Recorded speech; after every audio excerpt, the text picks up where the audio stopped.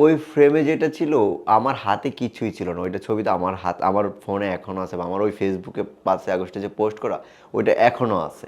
আমি চাইলে এখনও বের করে দেখাইতে পারি। তো ওইটাতে আমার হাতে কিছুই ছিল না। ওইটা হলো জাস্ট যে যারা নিউজটা করছে এশিয়া পোস্ট, ওরা এডিট করে যে আমার থানায় যে আমার বাসায় লুট করা হয়েছে বা ডাকাতি করা হয়েছে ওইটার যে অভিযোগপত্রটা না, ওইটা আপনি এখনও ক্লোজ করে জুম করে পড়লে বুঝতে পারেন যে ওইটা কি।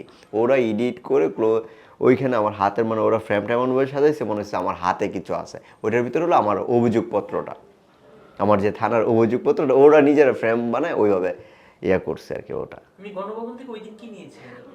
আমি গণভবনে তো যাই না, আমি প্রধানমন্ত্রীর কার্যালয়ে গেছি। দুঃখিত আমি, হ্যাঁ মানে প্রধানমন্ত্রী আমি ওখান থেকে কিছুই নিই না, আমি আরো ফিরাইছি, মানুষজনকে বুঝাইছি যে এটা আমাদের নিজেদের ট্যাক্সে কেনা, এগুলো আমরা আমরা তো এটা করার জন্য করিনি, আমরা মানুষ ভালো থাকার জন্য। আমরা কেন আমাদের নিজেদের জিনিস ভাঙচুর এগুলো করবো? এবং শুধু ওইটা না, রাস্তায় বিভিন্ন দোকানপাটে অনেক মানুষ এটা ভাঙতে, মানুষের দোকানপাট সিসি ক্যামেরাতে ওইগুলোর পর্যন্ত ফিরিয়ে দিছি যে এইগুলো কেন, ওনারা তো ক্ষতি করে নাই, তো ওনাদের জিনিস কেন ভাঙতেছেন আপনারা?